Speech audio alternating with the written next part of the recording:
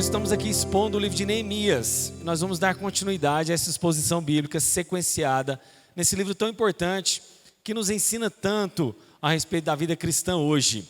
Já parou para pensar, irmãos? O livro de Neemias, escrito há tantos anos atrás, nos edifica profundamente, porque é a palavra de Deus que é viva, que é eficaz. Não é a minha capacidade, não é porque nós temos alguma oratória, alguma retórica, não, irmãos. É o poder de Deus agindo por meio da sua palavra ao longo dos séculos. E eu convido você então a abrir em Neemias capítulo 8. Vamos ler do verso 1 ao verso 12 de Neemias. Neemias 8, de 1 a 12.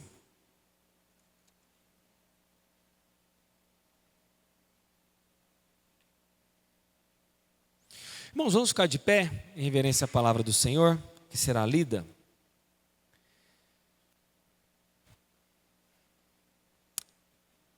Neemias 8, 1. Está escrito, na Nova Almeida Atualizada, é a versão que eu tenho usado.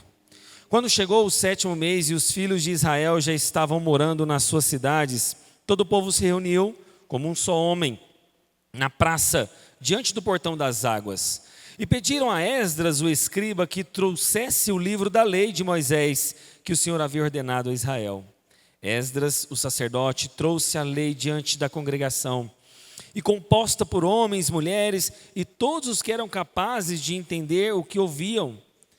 Era o 1º dia do 7º mês.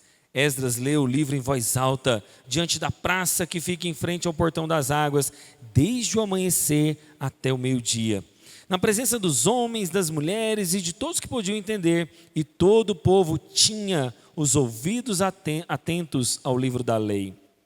Esdras, o escriba, estava num púlpito de madeira, que fizeram para aquele fim. Estavam em pé ao lado dele, à sua direita, Matitias, Sema, Anaías, Urias, Ilquias, Maesias, e à esquerda estavam Pedaías, Misael, Malquias, Rassum, Rasbadana, Zacarias e Mesulão.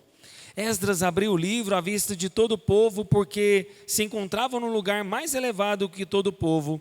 Quando abriu o livro, todo o povo se pôs em pé, assim como nós estamos. Esdras louvou o Senhor, o grande Deus, e todo o povo, levantando as mãos, respondeu: Amém, Amém. Inclinaram-se e adoraram o Senhor com o rosto em terra, e Jesua, Bani, Serebias, Jamim, Acube, Sebatias, Rodias, Maceias, Quelita, Azarias, Josabade, Hanã, Pelaías, e os levitas ensinavam a lei ao povo, e o povo permanecia no seu lugar. Eles iam lendo o livro da lei de Deus claramente, dando explicações, de maneira que o povo entendesse o que lia. Neemias, que era o governador, e Esdras, sacerdote, escriba, e os levitas que ensinavam o povo, disseram a todos: Este dia é consagrado ao Senhor, nosso Deus. E por isso vocês não devem prantear nem chorar, porque todo o povo chorava ouvindo as palavras da lei. Então lhes disse: Vão para casa, comam e bebam o que tiverem de melhor. E mandem porções aos que não têm nada preparado para si, porque este dia é consagrado ao Senhor. Portanto, não fiquem tristes, porque a alegria do Senhor é a força de vocês.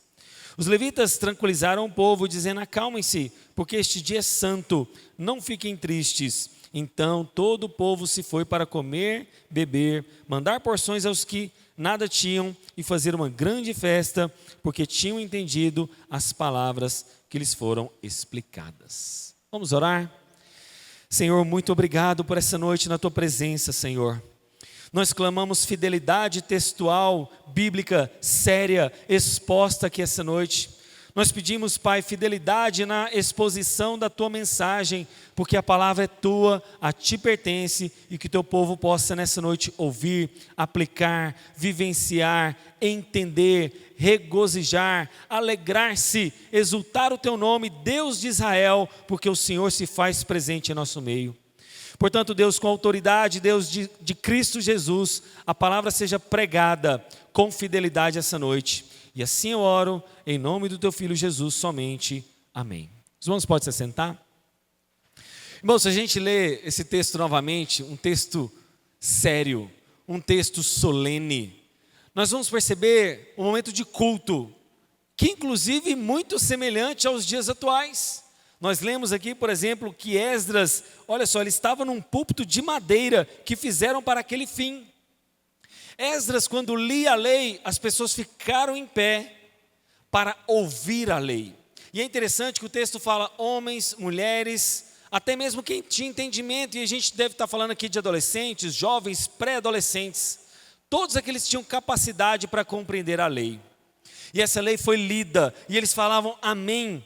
Eles adoravam o Senhor com o rosto em terra.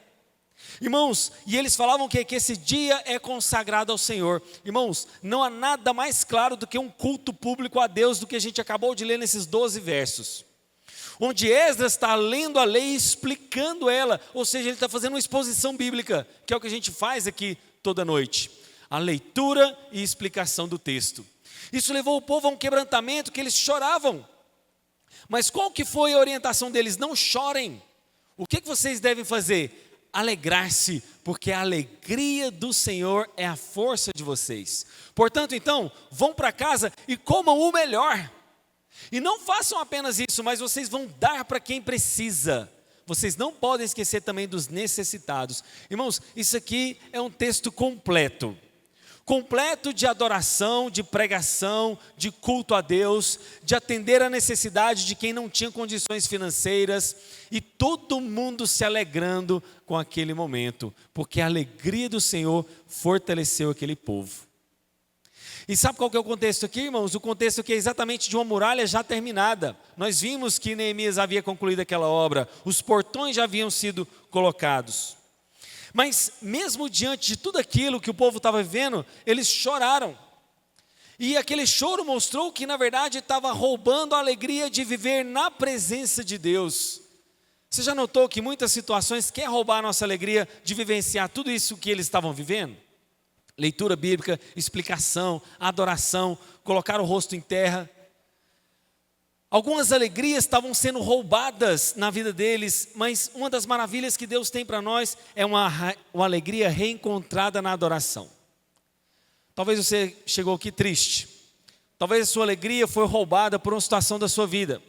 Talvez alguma alegria de certa maneira deixou a sua vida, mas na adoração pública, neste lugar, na presença de Deus, você deve reencontrar essa alegria. Porque a alegria vai te fortalecer, a alegria vai fazer com que seus pés sejam firmados para você continuar a sua jornada da vida cristã. Porque, irmãos, na palavra de Deus, na adoração, naquela palavra explicada e exposta, a alegria deles pôde ser renovada. E por mais que a gente passe dificuldade, irmãos, na verdade, as dopaminas da vida, essas migalhas nunca vão preencher a gente. Eu gosto de pegar o celular de vez em quando e ficar rindo de alguns vídeos ali que o Instagram vai me mostrando, né? O algoritmo vai entregando para alguns vídeos que a gente gosta. Por exemplo, tem alguns episódios do Chaves, né? E eu vou vendo aqueles episódios, vou rindo daquela piada simples, né? E o algoritmo do Instagram vai integrando mais vídeos do Chaves e mais cortes, e eu vou rindo um pouquinho mais. Mas quando eu desligo o celular, irmãos, aquela alegria acaba ali. Aquela alegria não fica mais comigo. Aquela alegria foi um momento enquanto o celular estava na minha mão. E talvez daquela uma hora, que a hora passa muito rápido quando você está, né, no Reels do Instagram, aquela hora passou, mas aqueles momentos alegres ficaram ali, naquele momento do celular na mão. Acabou aquilo ali, você tem um momento de seriedade, você vai lembrar do seu problema. Mas a Bíblia mostra que a alegria no Senhor não é passageira. Irmãos, o povo já retornou da Babilônia com muita dificuldade. O povo reconstruiu a muralha com muito zelo, com dureza. Foram 52 dias de muito trabalho. Jerusalém agora reconstruído, o povo precisava voltar a habitar naquela cidade fantasma. Lembra que eu falei para vocês? Jerusalém não estava habitada, apesar dos muros concluídos. A cidade precisava voltar a ser povoada. Nós falamos isso aqui alguns domingos atrás. Mas é interessante que eles estavam muito conscientes da sua humilhação. Eles eram conscientes da necessidade que eles tinham de Deus, mas agora eles estavam unidos para não errar mais com o próprio Deus. Conscientes da sua humilhação, conscientes da sua necessidade, consciente de não errar mais. Neemias então está enfrentando esses problemas, e agora que ele já abriu mão da sua vida no palácio do rei, ele abriu mão, irmãos, de uma vida privilegiada, ele na verdade está aqui reconstruindo fisicamente a cidade, e não só uma reestruturação física, mas espiritual. E esse processo de restauração espiritual começou como, irmãos? Com a leitura da lei. E se nós queremos restaurar essa igreja, se nós queremos restaurar este local que um dia esteve fechado, é com a leitura e explicação da lei, da palavra revelada. Porque por meio da palavra que é lida, explicada, você vai voltar a ter alegria nesse lugar. Nós vamos nos alegrar. Nós vamos nos humilhar sim, vamos chorar, mas é nessa alegria do Senhor que seremos restaurados. E a centralidade daqui, irmãos, dessa lei, mostra que na verdade, aquela construção dos muros físicos não era suficiente para a segurança deles. Eles precisavam de uma segurança muito maior, de uma confiança muito maior, muito mais do que aqueles muros que cercavam aquela cidade. A palavra de Deus, a confiança nessa lei, alegrou o povo. E aqui volta a dizer daquela história da responsabilidade humana e soberania de Deus, lembra? A responsabilidade humana do povo reconstruir o muro, ok, mas agora há uma responsabilidade espiritual, uma confiança que vai muito mais além daqueles muros, mostrado no coração daqueles crentes fiéis que amavam o Senhor. E eu quero lhes mostrar, meus irmãos, que o ponto alto do livro de Neemias é aqui, a leitura da lei, a explicação dela, a restauração espiritual do povo. E de forma séria, simples, objetiva, a alegria daquele povo é restaurada em Deus. Porque o objetivo da construção daqueles muros era Deus. Em meio a tantos problemas e dificuldades, meus irmãos, é na palavra, na adoração, na explicação da Bíblia que nós vamos encontrar os nossos momentos de alegria. E essa alegria será o quê? Renovada. E, irmãos, a gente espera, na verdade, alegria quando? Quando as circunstâncias vão mudar. Então você talvez não espera reconstruir a sua alegria aqui na adoração a Deus. Talvez você não espera reconstruir a sua adoração publicamente nesse culto, com a leitura e explicação da Bíblia, mas por quê? Porque nós nos atemos neste mundo que a nossa alegria seja mudada por uma circunstância. Lá no fundo, irmãos, você pensa, se aquela circunstância na minha vida mudar, eu vou me alegrar. Se aquela doença for embora, eu vou me alegrar. Se o meu filho que está perdido voltar, eu vou me alegrar. Se o meu casamento for restaurado, eu vou me alegrar. Se eu tiver aquela porta de emprego que eu tanto desejo, aí eu vou me alegrar. Mas não é nas circunstâncias. As circunstâncias não podem, na verdade, ser esperadas por nós para que a alegria retorne ao nosso coração. Porque é somente com o encontro público de adoração, de uma lei explicada, lida, renovada, é que essa alegria será reencontrada. E eu quero, na verdade, mostrar a partir do verso 1, que o desejo de ouvir a lei restaurou a unidade. Notem que no verso 1 ele diz, olha, como um só povo. Quando chegou o 7º mês, os filhos de Israel já estavam morando nas suas cidades, o povo se reuniu como um só homem.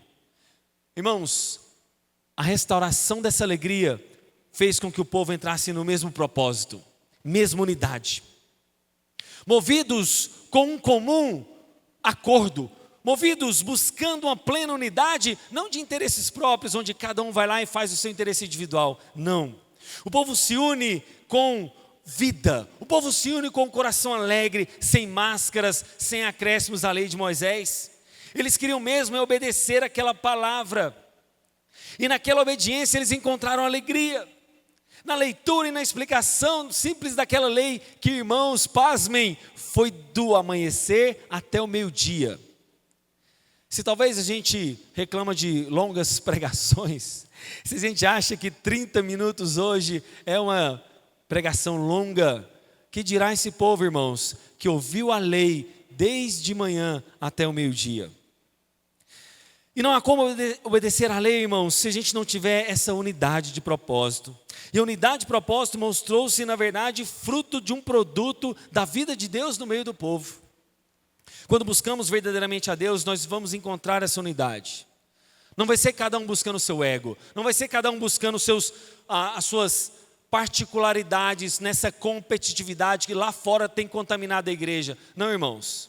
Eu já falei para vocês, o pensamento mundano e secular não entra na igreja quando a gente pinta a parede de preto, quando a gente põe luzes, quando a gente transforma a igreja num show. O mundanismo não entra só aí, é isso também. Mas o mundanismo começa quando a gente pensa como o mundo. E nós aqui não estamos competindo uns com os outros. Ao plantar essa igreja, nós estamos cooperando uns com os outros. Nós somos cooperadores, unidos de forma cooperativa, sem proteger interesses particulares, acima dos interesses pessoais. Por isso, ao fazermos essa obra, nós temos que humildade de reconhecer que vivamos unidos. Mas eles fizeram isso na praça publicamente. Esdras leu o livro em voz alta na praça de frente à Porta das Águas. O que era o Porta das Águas, irmãos? Era um local de fonte de água potável. Então, haviam poços, naquela época. A gente sabe, irmãos, Jerusalém não tem rios. O Rio Jordão não passa dentro de Jerusalém. Não sei se os irmãos sabiam disso. Mas então aqueles poços que estão ali, aquele portão das águas era exatamente em frente a um poço de água potável. E eles ouviam a lei, o interesse do povo estava naquela palavra revelada na lei de Moisés. Sabe o que eu acho interessante? As pessoas falam muito de dons de revelação e profecia. Mas o que é o dom de revelação e profecia? Em primeiro lugar, dom de revelação não está na Bíblia. A Bíblia mostra 5 tipos de dons, 5 listas, de dons. Romanos capítulo 12, 1 Coríntios capítulo 12, 1 Coríntios capítulo 14, Efésios capítulo 4 e 2 Pedro capítulo 4, 1 Pedro 4. E nessas 5 listas de dons, não aparece dom de revelação. Se alguém lá fora, em alguma outra igreja, falar, Deus me deu o dom de revelação, esse dom nem existe, basta pegar essas 5 listas. Mas em relação ao dom de profecia, o que seria o dom de profecia? O dom de profecia, meus irmãos, é definido como nada mais do que simplesmente falar e explicar aquilo que já foi profetizado, aquilo que já foi revelado. Então, aquele que tem o dom de profecia, na verdade, se levanta, lê a lei e explica a lei, exatamente como Esdras estava fazendo, exatamente como nós estamos fazendo aqui. Eu estou exercendo o dom de profecia porque eu estou lendo a lei e explicando ela para você. Por exemplo, 1 Coríntios 14 fala que, olha só, o que é a palavra de Deus? Está explicado aqui. Vamos ler esse texto? Eu não costumo muito ler outros textos, mas eu quero que você abra para a gente entender como a palavra de Deus se define. 1 Coríntios 14, 13. Olha o que está escrito. 1 Coríntios 14, 3, irmãos, perdão, não é 13, 3. 1 Coríntios 14, 3. Diz o seguinte, olha, mas o que profetiza, fala para as pessoas, edificando, exortando e consolando. Olha só, o que o profeta faz quando profetiza? Edifica, exorta e consola. Vamos ver então 2 Timóteo? Você vai avançar agora e você vai ler 2 Timóteo. Capítulo de número 3. Veja comigo aí, 2 Timóteo 3. Verso 15 e 16. 2 Timóteo 3, 15 e 16.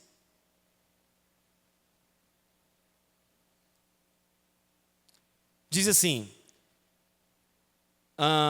e que desde a infância vocês conhecem as sagradas letras que podem torná-lo sábio para a salvação pela fé em Cristo Jesus. Olha só, toda a escritura é inspirada por Deus e útil para o que, irmãos? Ensino, repreensão, correção e educação na justiça. Ou seja, exatamente aquilo que a gente leu como definição do que um profeta faz.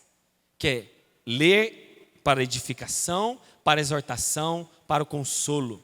Ou seja, a palavra é apta para ensino, repreensão e edificação. Portanto, o dom de profecia é quando alguém se levanta, lê e explica essa palavra. Assim como Esdras fez. Essa é a vontade de Deus, irmãos, já revelada na palavra. Então, irmãos, o primeiro ponto que a gente precisa aprender aqui é o quê? Que o desejo de ouvir aquela lei restaurou a unidade no povo por meio da leitura e explicação da lei.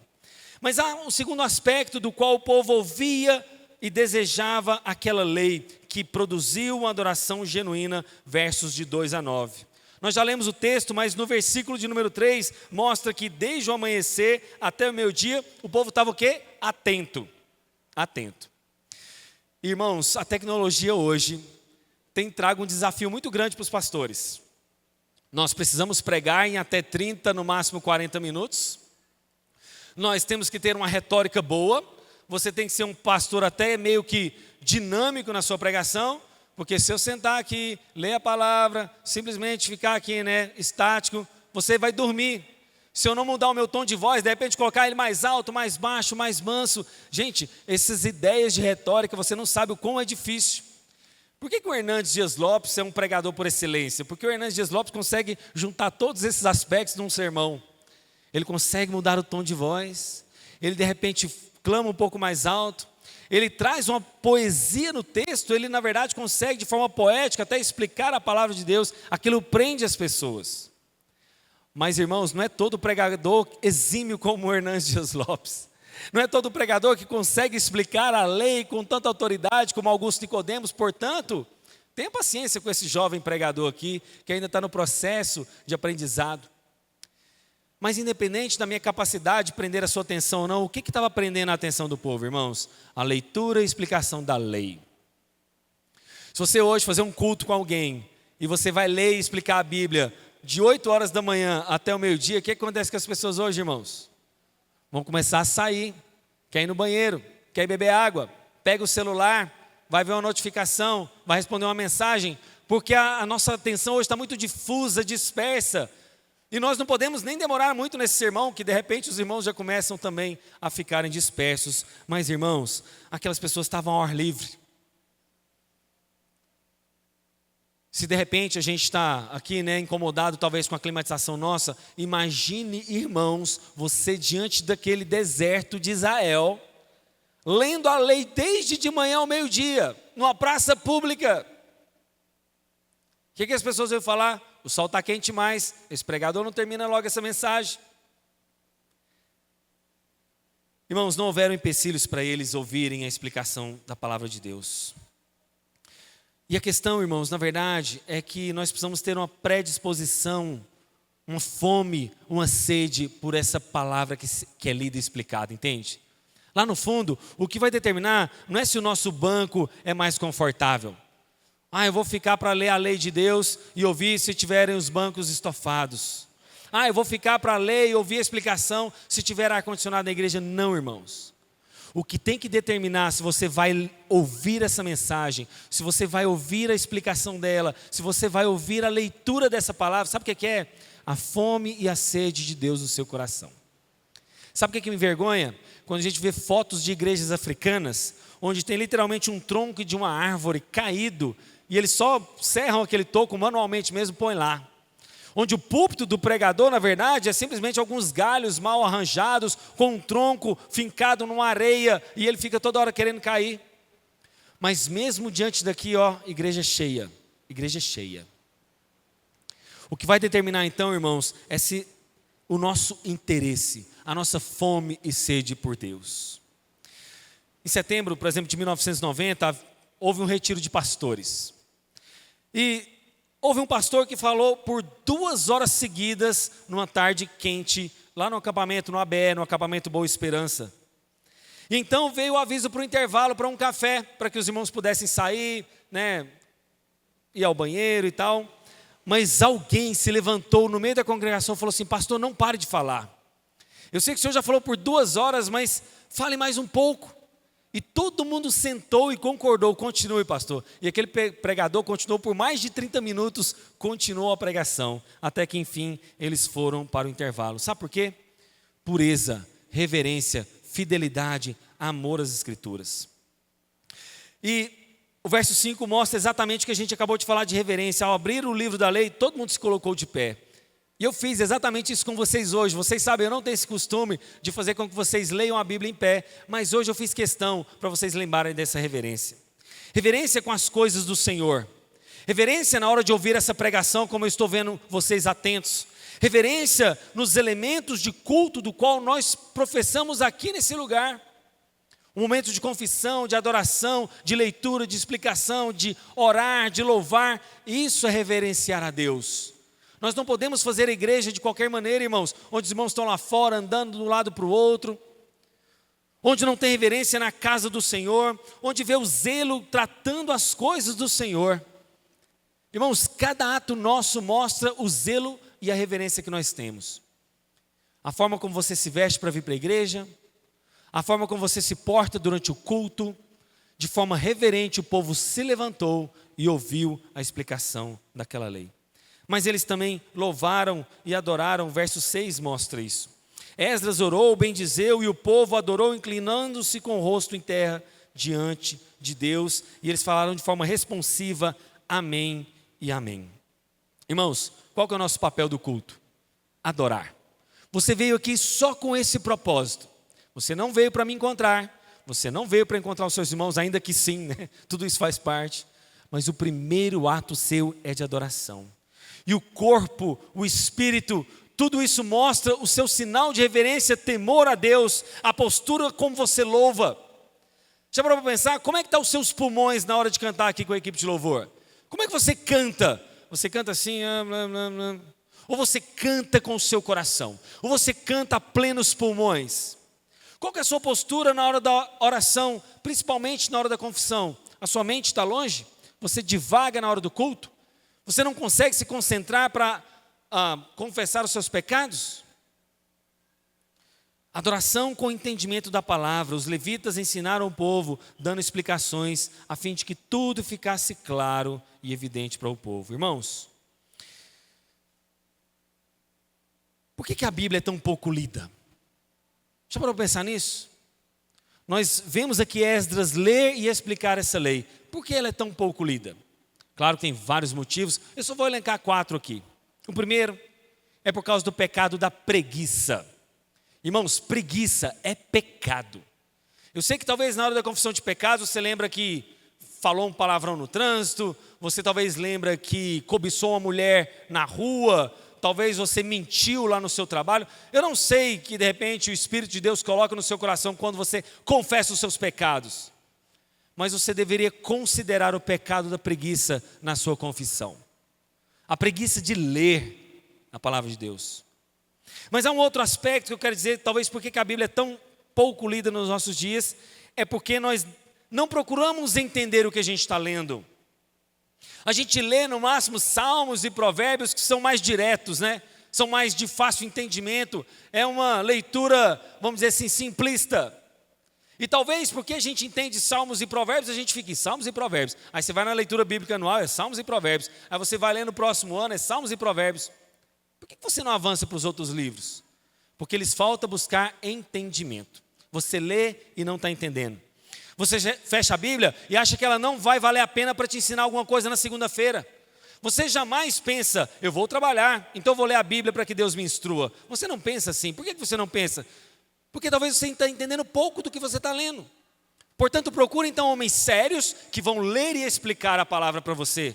Procure homens santos, com seriedade bíblica, que vão te explicar o que a Bíblia nos ensina, como criar filhos. Está problema em casa? Leitura bíblica. Problema conjugal? Leitura bíblica. Problema no trabalho? Leitura bíblica. Problema de falta de alegria no seu coração? Leitura bíblica. Pecado da preguiça, lê, mas não entende. E por fim, dopaminas demais, irmãos. As dopaminas nos viciaram. Eu falei para vocês que eu gasto um tempo no Instagram ali no Rios. E aquilo ali já vai consumindo meu tempo. E aí você sai dali, vai para uma série na Netflix. Você sai da série da Netflix, você vai para um filme. Você sai de um filme e vai para a praça. Você sai da praça e vai para o shopping. Você sai do shopping e vai para o clube. Você sai do clube e vai para uma chácara. Irmãos, não vai ter fim. E essas dopaminas que eu falei para vocês são alegrias, né, passageiras, vai dominando o nosso tempo e a gente lê pouco a Bíblia. Mas o povo chorou, verso 9. E a palavra de Deus quebrantou o coração do povo. Eles adoraram. Irmãos, nós queremos nos emocionar com coisas talvez sem importância. Mas quantas vezes você já chorou lendo a palavra? Quantas vezes você já se emocionou com a explicação bíblica? Quantas vezes, na verdade, que você voltou para casa dizendo: o sermão de hoje me alegrou demais e por isso eu choro. Por fim, a lei de Deus desejou o povo ouvir e restaurou a alegria deles. Versos de 10 a 12. A leitura da lei trouxe unidade, a leitura da palavra de Deus trouxe adoração e a leitura da lei de Deus restaurou a alegria do povo. Irmãos, o choro não combina com libertação. O desejo deles de obedecer não deveria levá-los à tristeza, mas à alegria e à comunhão. Por exemplo, o Salmo de número 126 diz o seguinte: a libertação de Deus nos faz ficar como quem sonha. Salmo 126. A nossa boca se enche de riso, os nossos lábios de cânticos jubilosos de louvor. O Salmo 137 também mostra isso. O choro está ligado à escravidão e ao sofrimento. Lá é que se chorava, mas aqui não. Portanto, uma frase muito bem conhecida de todos nós, muito bem, talvez, lida por aí, Neemias 8, finalzinho do verso 10. Porque a alegria do Senhor é a força de vocês. Irmãos, o que quer dizer esse texto? Eu não quero me deter muito a ele, mas eu quero, de certa maneira, explicar brevemente o que significa termos alegria no Senhor. Alegria no Senhor é quando nós conseguimos, na verdade, diante das dificuldades, dos apertos que nos coloca contra a parede, alegrar-se nele. Alegria no Senhor significa que é termos Deus por perto, não só no culto. Alegrar-se no Senhor é ter um coração consagrado, conforme Jesus disse em João capítulo 15, verso 11. Jesus falou literalmente, irmãos: tenho-lhes dito essas coisas, para que a minha alegria esteja em você, e a alegria de vocês seja completa. Jesus disse isso. Interessante que Jesus não disse o seguinte: Jesus não falou, sem mim vocês não têm alegria nenhuma. Jesus não fala assim. O que Jesus fala? Tenho-lhes dito essas coisas, que para a minha alegria esteja em vocês, a alegria de vocês é completa. Nós podemos ter alegria fora de Jesus? Sim, o mundo lá fora se alegra. O mundo lá fora se alegra bebendo, indo para um churrasco, para um futevôlei, vendo um filme, viajando. Eles têm alegria. Mas tem uma coisa: essa alegria não é completa. Jesus diz em João 15, 11, que essa alegria dele seria completa em vocês. Então nós podemos nos alegrar sem Deus? Sim. Mas é uma alegria completa? Absolutamente não. A alegria do cristão, irmãos, não pode ser circunstancial. A alegria, meus irmãos, não pode estar pautada, baseada nas circunstâncias da vida. É claro que eu vou me alegrar com algumas circunstâncias da vida. A minha filha nasceu, eu vou me alegrar. Passei no vestibular, hoje o Enem, né? Vou me alegrar. Mudei de casa, tenho minha casa própria, eu vou me alegrar. Mas essa alegria jamais será completa fora de Cristo Jesus. Eu costumo dizer uma ilustração da seguinte maneira: vamos supor que você levanta, né, segunda-feira, amanhã você levanta e vai trabalhar. E parece que tudo dá certo. Você levanta no horário, você levanta alegre, você levanta descansado. Não tem problemas do trânsito se você vai de carro, se você vai de ônibus, o ônibus passa no horário certinho. Você chega bem, o seu chefe te recebe bem, ele fala que quer conversar com você, de repente você recebe um aumento ali mesmo, naquela manhã. Você vai trabalhar à tarde e a comida do restaurante está quentinha, tem os melhores pratos que você gosta. E você volta para casa, sua esposa está linda e maravilhosa, vocês saem para jantar, comemoram aquela noite e você vai dormir em paz, alegre, porque todas as circunstâncias deram certo. Mas aí, é terça-feira de manhã, de repente você acordou atrasado porque passou a noite com a sua esposa se alegrando num restaurante. E aí você acordou atrasado.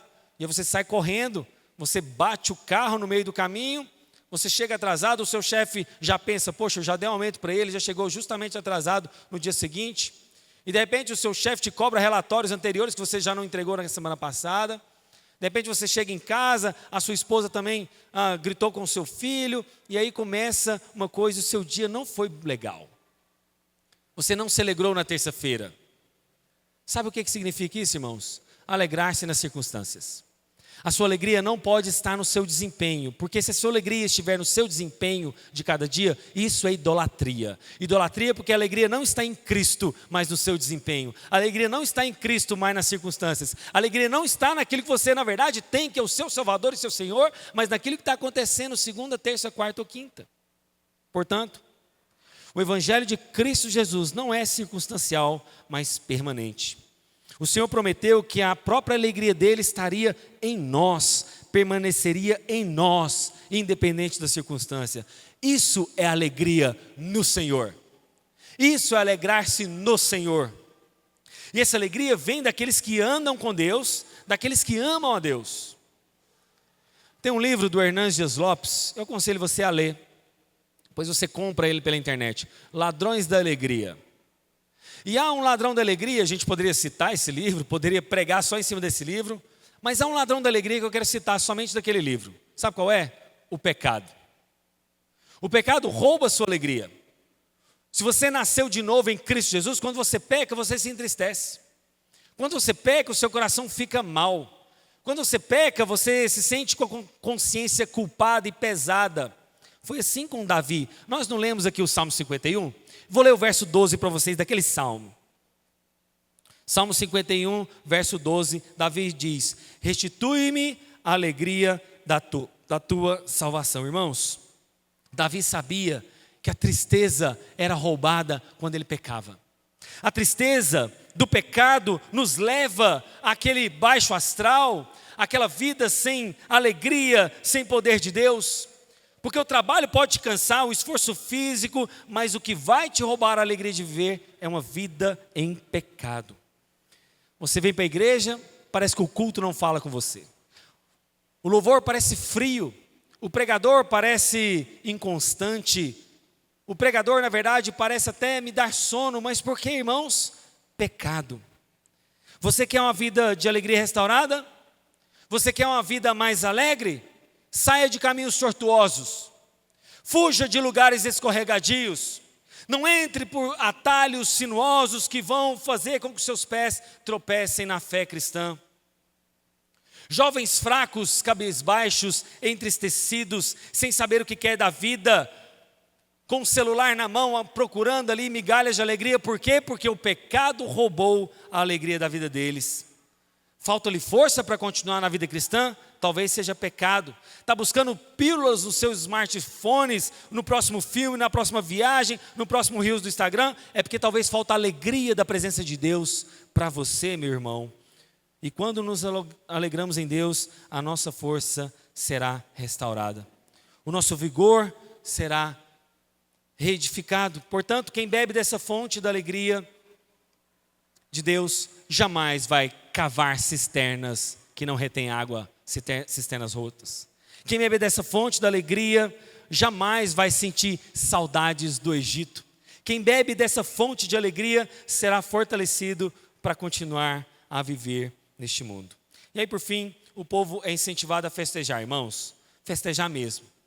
O texto fala de comer carnes gordas. Olha só, Neemias capítulo 8, verso 12. Então o povo se foi para comer, beber, mandar porções aos que não tinham e fazer uma grande festa, porque tinham entendido as palavras que lhes foram explicadas. Irmãos, nós estamos falando literalmente de comemorar, de comer e beber, de fazer um churrasco literalmente, de fazer, na verdade, comidas e bebidas para comemorar a alegria do povo de Deus. Eu sei que a gente comemora isso que eu já falei para vocês, compra de carro, casa, de repente passar no Enem, mas eu te faço uma pergunta muito honesta.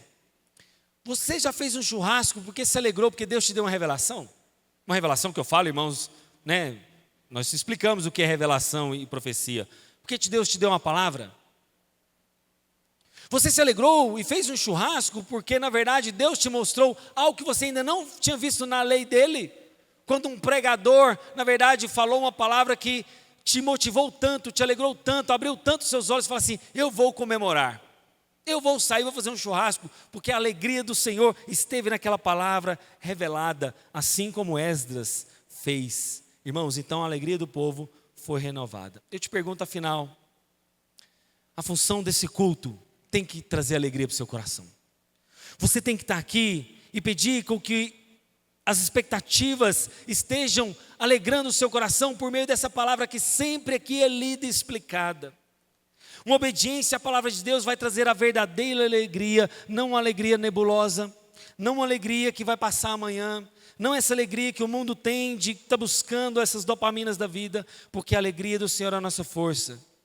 Essa alegria reflete a nossa unidade, essa alegria nos alimenta na adoração, e essa alegria, meus irmãos, fará com que suas forças sejam renovadas. Está fraco? Alegre-se no Senhor, na presença dEle. Amém? Vamos orar.